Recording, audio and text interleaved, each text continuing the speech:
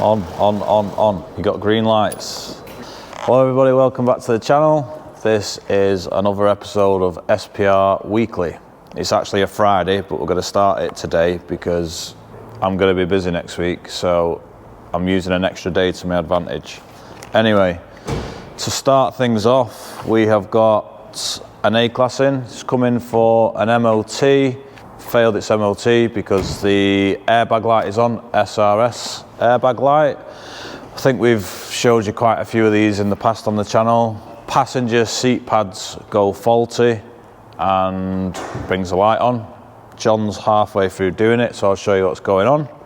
That is the old seat pad, for anyone who's not seen one before.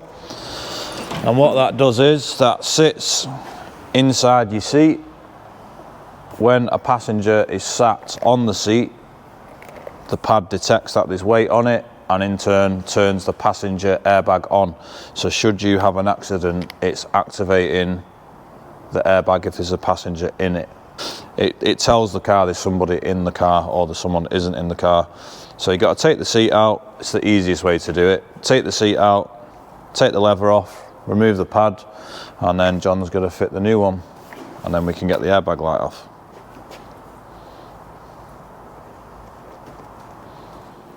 Right, next up on the weekly, we've already done the work on this car, but the weekly episodes are more to just show you bits of things that go on in the garage. There's nothing too in-depth, so if you prefer in-depth videos, switch off. Just come in for a service. Really nice looking example, 2 litre 190. It's only done 55,000 miles. Can't be many knocking around with that kind of mileage on these days, I wouldn't have thought. Ain't that a really nice example of one? Nice colour. Still got the original plates on it. So yeah, it's had a service, gearbox service, brake fluid. So yeah, some of the cars you may be interested in that come in, we'll obviously chuck them in the weekly. If we can film some of the stuff, we will, but we can't film everything. We've also got 129 in, so we're having a bit of a 90s week at the garage this week. We have filmed that, but that is on its own video. We're doing a separate video on that. I'll put the link in the description. If it isn't, look out for it. Just getting the 190 out of the garage, and it has a manual sunroof. Simple as that. How good is that? Not relying on a motor, a cable, all these things to brake. That is it.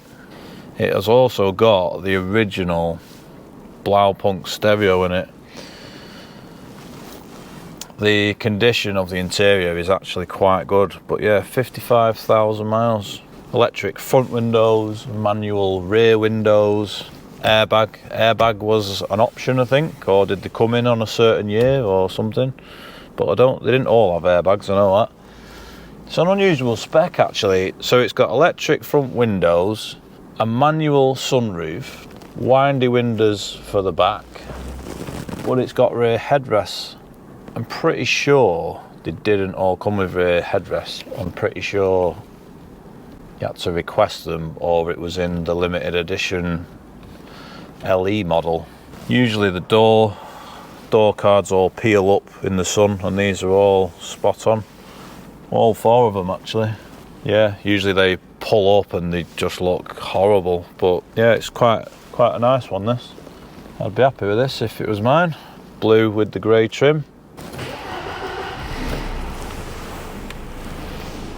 Just on a quick road test in this 190. I've not actually worked on this car, and I have to say it is driving spot on. Probably one of the best ones I've driven for a while. Everything just feels nice and tight. What a car these were. Yeah, 55,000 miles. I think it needs to come back for a little bit more work, nothing crazy. One of the things I've just picked up on road test is the gear linkage is wiggling all over the place, which is the common gear selector bushes. Nice cheap fix to get that nice and firm. But yeah, we didn't get any footage of this, It's only a service anyway. I think it's nice to show you some of the interesting cars that's coming, even if there's no work. The weeklies is more of a vlog of what's going on in the garage rather than anything in depth. So if you like to see some things like this, let us know in the comments below. Get this road test finished, get back to the garage. Next up, we've got a very nice SL55 AMG. Very nice car. Low mileage, 60,000 miles. Now, this car has had a problem for the last 12 months. The car is cutting out after 1/4 of a mile of driving and will not restart. Now, the customer of this car has been to-ing and fro-ing with the previous garage for the last 12 months. They've put numerous parts on it to try and rectify it. We haven't really got any fault codes relating to the customer's complaint, which is making it difficult. So this is a new car to me. This car was booked in before we decided we're not taking on new clients. Initially, when the car came in, I did some basic tests. I found a bit of corrosion on some of the ECU plugs, so I cleaned those up. I changed a couple of ignition relays in case an ignition was breaking a contact. Anyway, the car behaved itself for 4 days and then it started playing up again. Obviously, we didn't fix it. We have had a discussion with the customer to say, look, this isn't going to be straightforward. There's no faults relating to your complaint. I have experienced your complaint. And it's also hard to test because you go out in the car, you break down and that's it. It won't restart. You've got to get towed back to the garage. Within the 12-month period that the car was going back into to the garage to be sorted, the owner of the vehicle passed away, which is very, very sad. So I am dealing with the wife, who is a lovely lady, and she really wants to get the car fixed because he loved the car that much. So the pressure is on a bit to get it sorted, and I do want to get it sorted. That brings me on to where I'm up to with it. I've not filmed anything I've done with it because we weren't filming at the time, but anyway, I thought I'd include this in this week at the garage episode. We have developed a noise coming from the fuel tank, which is basically behind us. See if I can demonstrate the noise.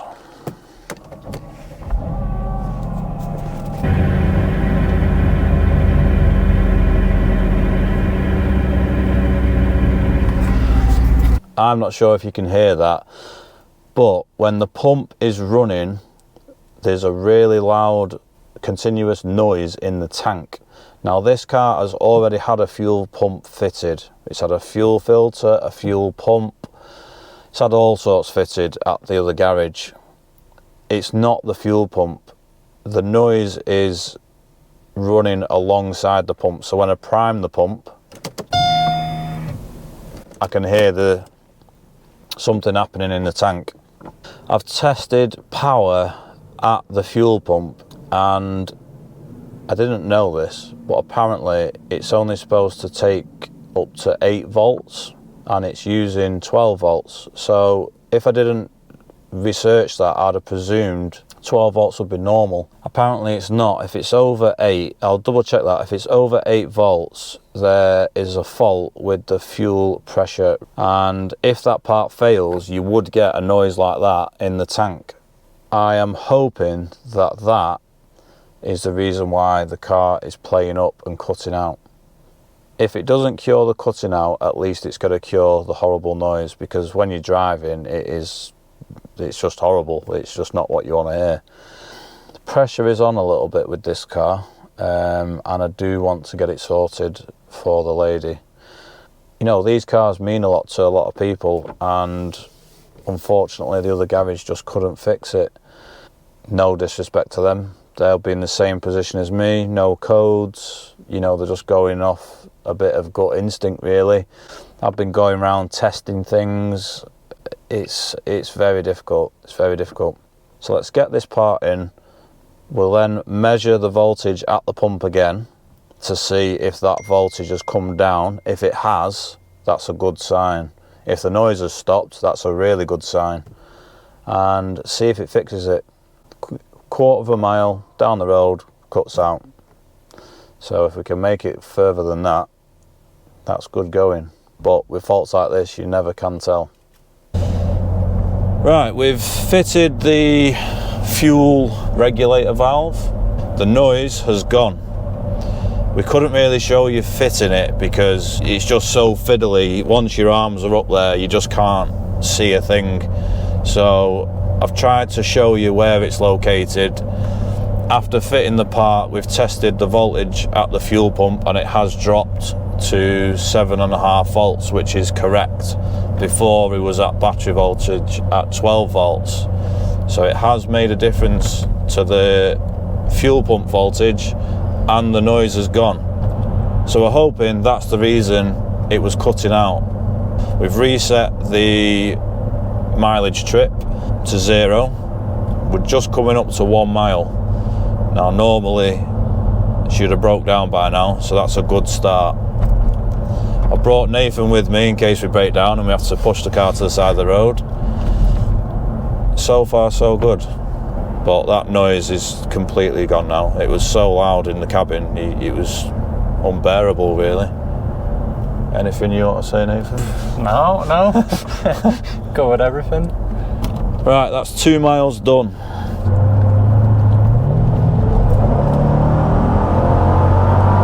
Three miles done.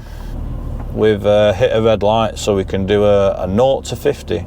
We do need to test this car in all ways possible, because the last thing we want to do is give it back to the customer and it not be right.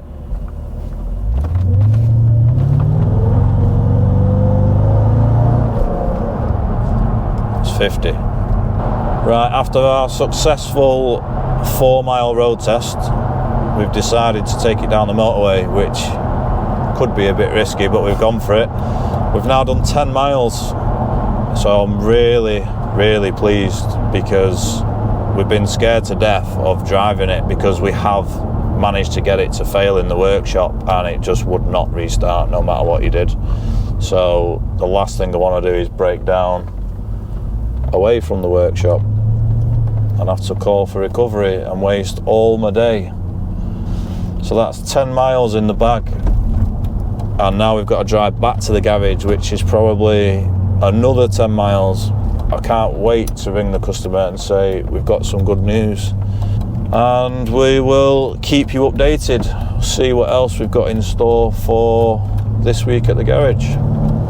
Right, next up we've got C63 having quite a common preventive maintenance job done, I'll say. It's having set of injectors, PCV valve, intake manifold gaskets and bolts. It's quite a good one to do that. Well, injectors is a definite. Show you where I'm up to. Manifolds off, all cleaned up, new gaskets on. That's where the PCV valve sits at the back. Quite easy to do once the manifold's off. Apparently some people can do it without, but I don't know how that's possible.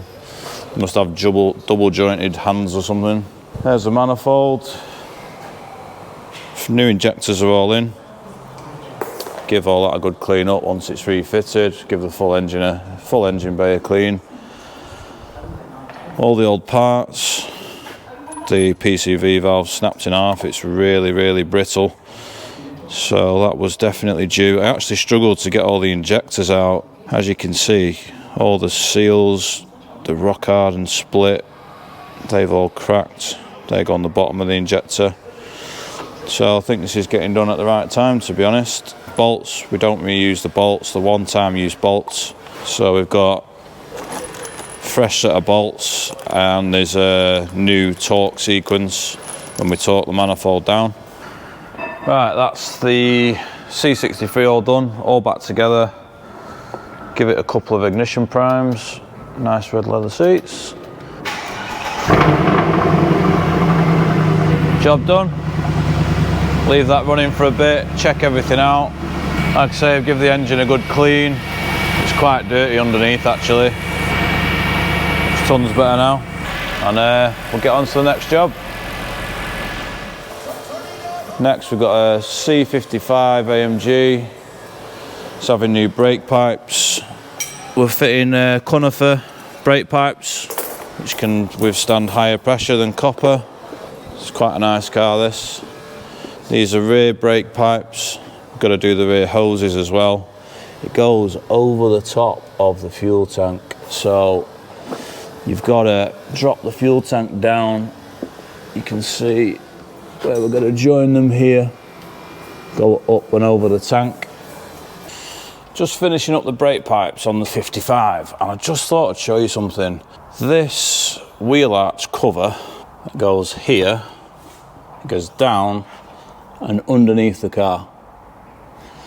So that was the old one, and as you can see, it had no under protection whatsoever. It's a really common panel or piece or trim or whatever you want to call it. C-Class, it's not available anymore. It's £100 and it's no longer available. So I wasn't entirely happy with that because I fit them all the time. But then I checked, the recent ones are fitted and they've all been CLKs. So I used the registration number for a CLK, and the CLK ones are available and they're £40. So I thought, well, there can't be that much difference surely, because a 203 C-Class, a 209 CLK, it's very, very similar. So I bought one and I said to the customer, look, I'll see if I can get it to fit, because at the moment you've just got a massive hole underneath the car. And it fits 90% good. So if you've got a 203 and you need one of these, buy a CLK one. The only thing I can notice is that should meet up with the edge of the bumper, and it's 10mm out. Other than that, all the fixings fit properly. Everything underneath fits exactly the same, and it's fully got to do the job. So other than that, being 10mm off, I can't notice a difference. Part number for the right hand side one, 209 884 0422.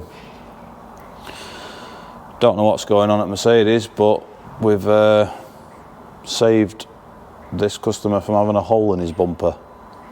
We have started doing some merchandise. Genuine work hoodie, big logo on the back, small logo on the front. Take your dog for a walk, take the bins out, do whatever you want in it. We're going to put them on pretty much cost price for the first however many we've got, just as a thanks to everyone for the channel support. And once they're gone, they'll have to go up a little bit in price then. We'll leave a link below. This is a large and I'm 6'2", to give you an idea on sizes. I think my missus is like 5'6", and she's a medium. Right, next up.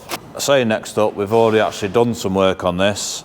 C63 has got a little bit of an oil leak. Customers asked us to look into it, and we have got an oil leak coming from the oil cooler, which is situated behind here. So obviously we've had to take the bumper off to gain access to it. It's a really common item to fail on the C63s. We have also noticed on inspection this pipe here has split. Now that section clamps the hose going into it. So should that split anymore, it's got to let go of the hose, and then you're going to be in for a really bad oil leak. So we've got a new hose as well. While you're in there, obviously it's not leaking, but one day it is going to leak. So we're going to do that while we're in there. We've also got new seals to replace on the hoses that go into the oil cooler. So wheel arch liners off, front bumper off. We'll get the oil cooler off. Most C63 guys, 204 C63 guys, will have to replace this at some point. It actually has two coolers, one in the centre, one in the driver's front wheel arch. It looks like actually that centre one's been replaced. It looks quite new. I've had to have a centre one on my car in the past. I'm sure one day I'll need the other one. Also, the black SL55 AMG has been collected. We did a total of 50 miles in the car. Customers come to collect. Since I started filming that, we actually didn't film anything since, so this weekly will be just made up of stuff that's gone on over a few different weeks. But customers collected, really happy, 50 miles total. She's absolutely over the moon. That is the tiny little part that was causing all the problem. I'm pretty sure this was 250 quid for that. And that is all. So good news on that one. All done, gone, returned to its owner.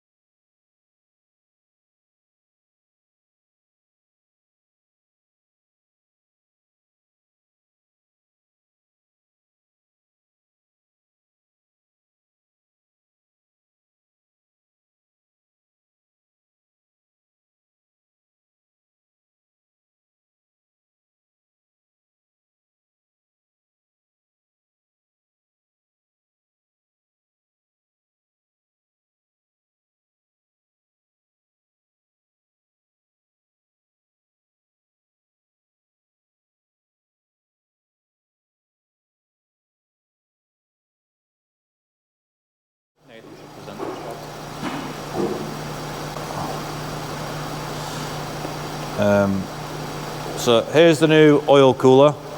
As you can see, it's quite handish made.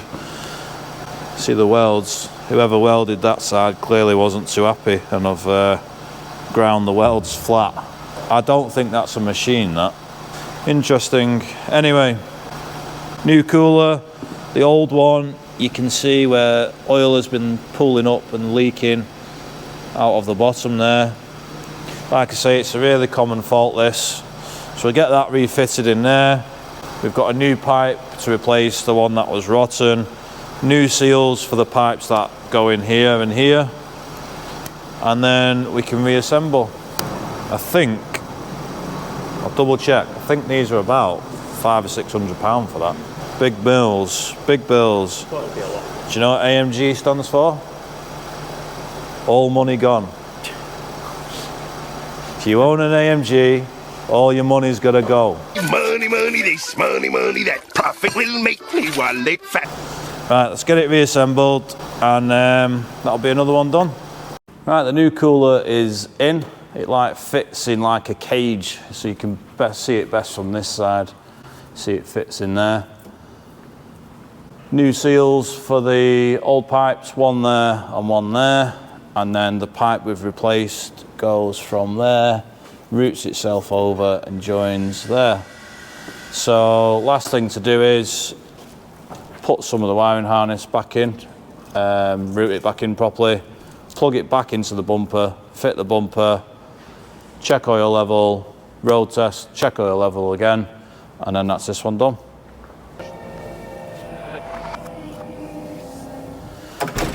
Right, next up on the SPR Weekly, we've got an old 124 Estate which has hydraulic rear suspension. One of the steel pipes has burst. So what we're doing is, that's the full length of the pipe. It's literally not far off the length of the car.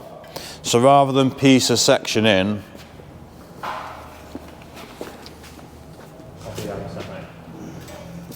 Reese has broke his arm. Rather than piece a section in, we're making our own piece to completely replace it. John is routing in the new pipe. So that goes all the way to the, it's like a valve block really. All the way up, it goes up behind the steering box and bolts in there. So we'll replace that, get the new fresh fluid in, bleed it up, and then that's a good job done. So that's this 124 estate all done. There's something about fixing the older cars that's quite satisfying because you feel like you're doing a good deed keeping an old car on the road. Yeah, so suspension pipe replaced. It's very difficult to bend to make it look 100%, so best we can do with that. Not many people would probably repair that, to be honest. They've probably not got the tooling for that kind of pipe. Another one done. Another one saved, I suppose. On. Next up on the weekly, very good customer of mine, bought a new car, C-Class 203 estate. He's complained that after 2 days of it sat on the drive, it won't start. So we're suspecting a battery drain. However, I've just checked the battery, and the battery that is on this car is the original battery the car left the factory with. It's got a date stamp on it of 2006. I think we've just got a battery issue. We're going to test it anyway, but I always say how good Varta batteries are, and that's why that battery is 18 years old. Have a look at that. You won't be able to see it, but the date stamp is on the negative terminal post and it says 06. I mean, it's definitely the original one. They don't even look like that anymore. So I always rave off genuine or Varta batteries. But a Bosch battery won't last that long. I'm sure someone in the comments will prove me wrong. Absolutely nothing. So basically, battery test, we've got 12, good voltage, but put a load on it and it's just highlight and replace.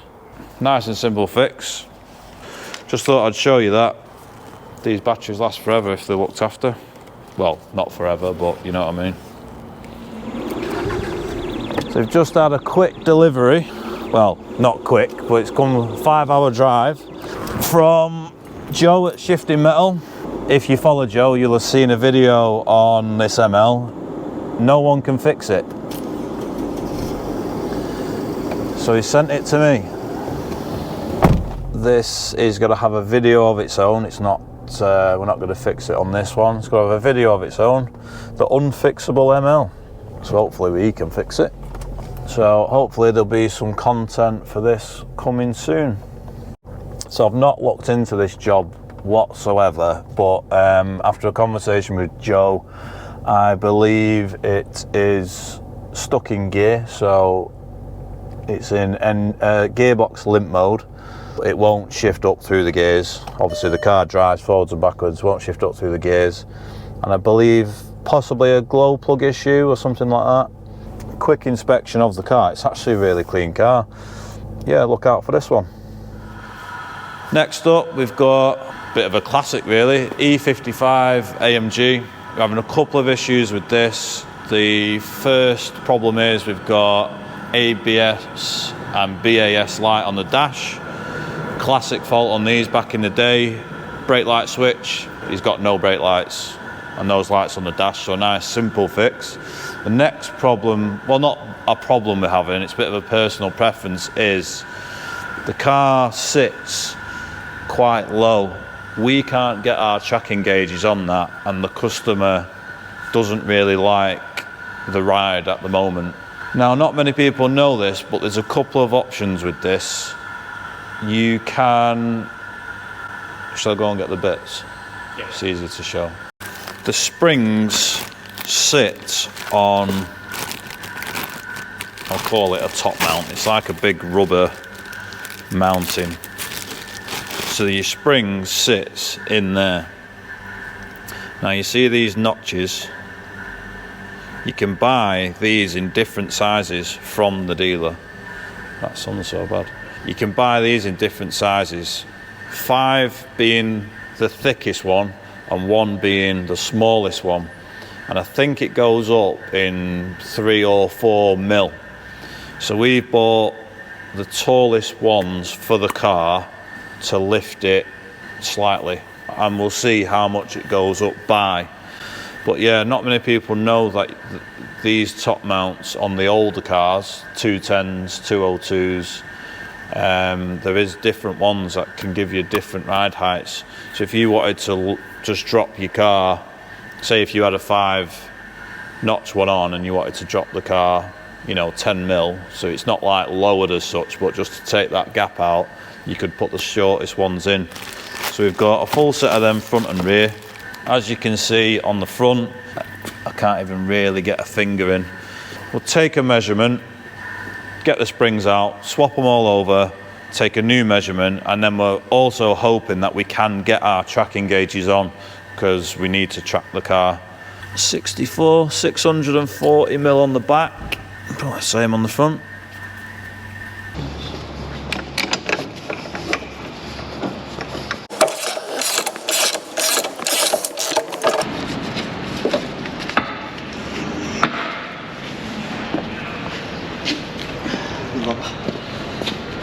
So upon removing one of the front springs, the spring is actually broken.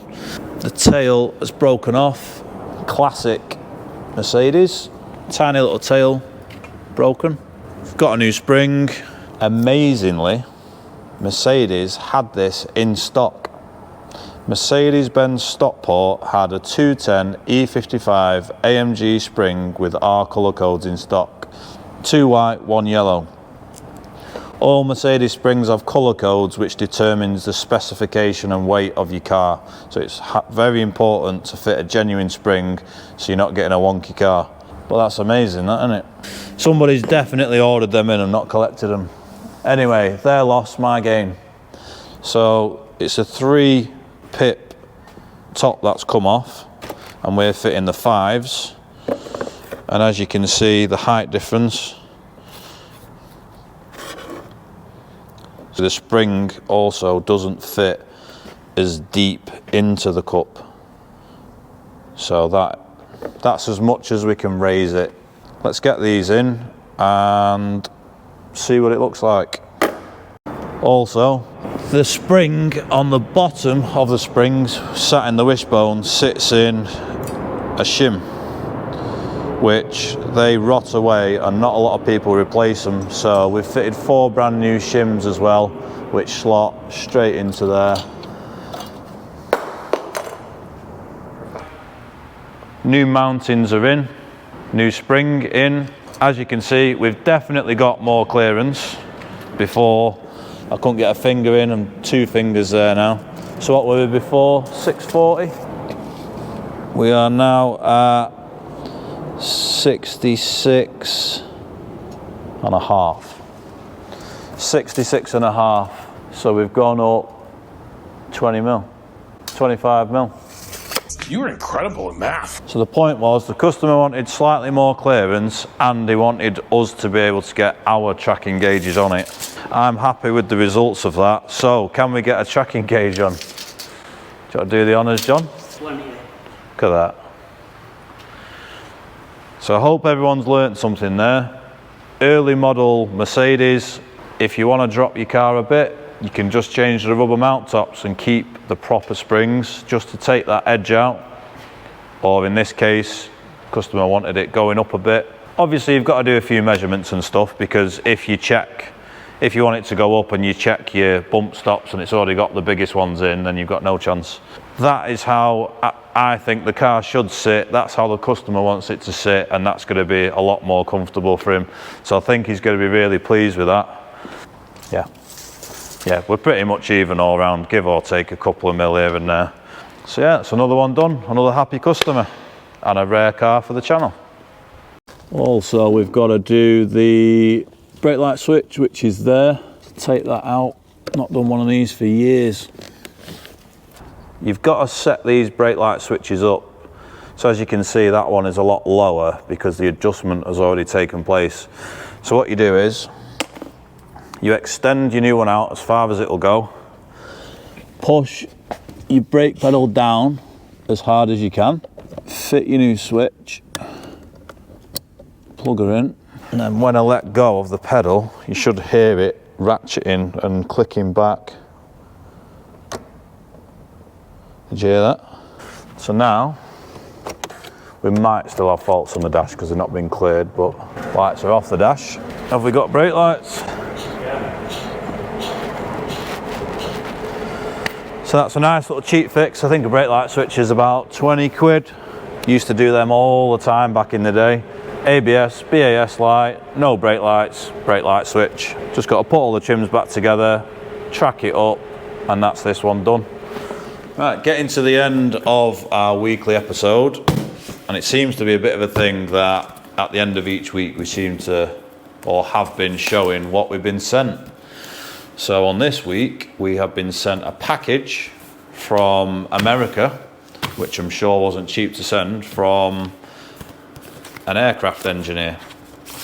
And basically, in brief, the letter says how much he's enjoying watching the channel, how much he's been learning because he's a Mercedes enthusiast and does his own work, and how much he can relate to how much we emphasize on sticking to schedule and sticking to correct maintenance.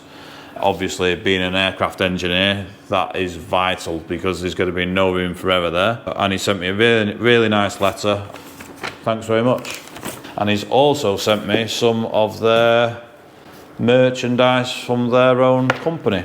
So that's nice. That can't have been cheap to send that. So it is highly appreciated. I'm actually going to frame that letter and put it on the wall in the staff room because I do appreciate things like that because, you know, it's very personal and somebody's gone out of the way. What else to finish off? You've been asking for it, so we have bought some hoodies to sell. There is limited quantities available, so we're going to see how it goes. The phone's ringing. SPR Autos. Hoodies, we've started our first run. They're actually the same clothing, workwear that we use ourselves, so it's tried and tested in the garage, gets washed multiple times a week. We're going to sell them at cost, the first batch only, as a thanks to everyone for the channel support. So I'll leave a link in the description for them. Once they're gone, they're gone. If they go quickly, I will order more, but the next batch will obviously be with a small profit margin on because we are a business. What else is the SPR news? We should have like SPR news. Da-da-da. Still not taking on new clients. We are updating the website with the situation. I'm not going to take on any new clients until the new year. That is a definite. When the new year comes, I'm going to evaluate the situation and go from there. But for those asking, check the website. And that's it. So I think that sums up this week at the garage. Make sure you like and subscribe, and we'll see you on the next one.